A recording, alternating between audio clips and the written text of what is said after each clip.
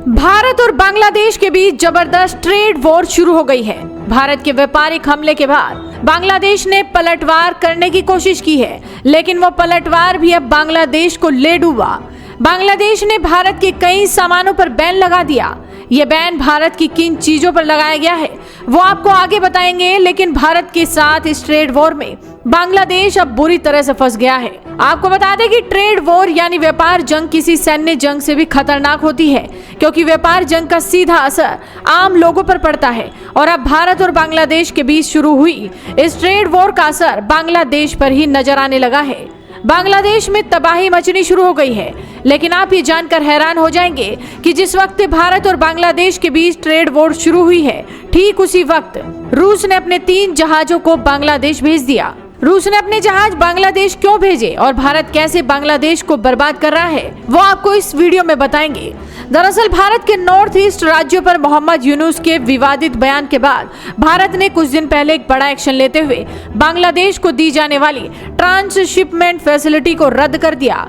ये वो सुविधा थी जिसके तहत बांग्लादेश मुफ्त में भारत के बंदरगाहों और हवाई अड्डों को इस्तेमाल करके दुनिया को अपना सामान बेच रहा था, लेकिन भारत ने रातों रात बांग्लादेश को दी जाने वाली इस सुविधा को बंद कर दिया।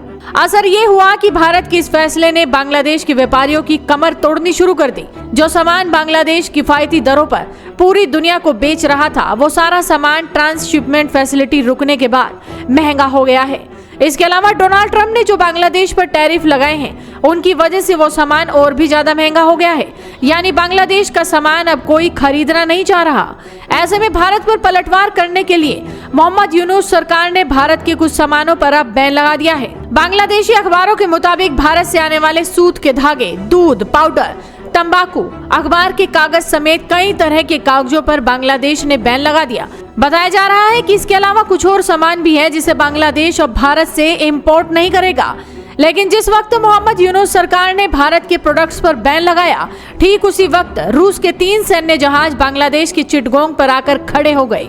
मोहम्मद यूनुस को ये जानकर झटका लगेगा कि भारत की तारीफ करने के बाद बांग्लादेश के आर्मी चीफ वकारुज्जमान अपने ही स्तर पर रूस से बातचीत कर रहे हैं। वकारुज्जमान मोहम्मद यूनुस के कट्टर विरोधी बन गए हैं। एक्सपर्ट्स का कहना है कि वकारुज्जमान मोहम्मद यूनुस को बिना बताए ही एक अघोषित स्टेट हेड के तौर पर रूस के दौरे पर पहुंच गए।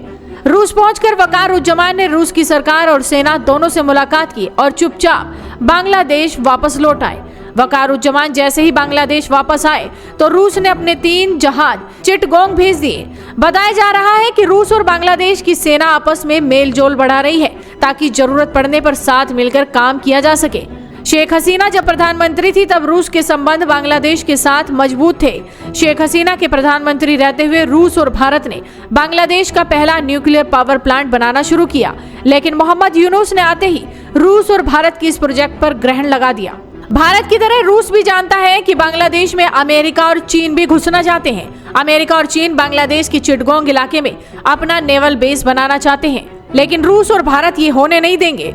इसीलिए रूस ने बड़ा संदेश देते हुए चिटगोंग में ही अपने जहाजों को भेज दिया। तो पूरी कहानी का मतलब ये है कि भारत ने बांग्लादेश को आर्थिक तौर पर तोड़ना तो शुरू कर ही दिया, लेकिन अब भारत और भारत का मित्र देश रूस भी बांग्लादेश को घेरने में लगा है। वीडियो को शेयर कीजिए और जुड़े रहिए हेडलाइंस इंडिया के साथ।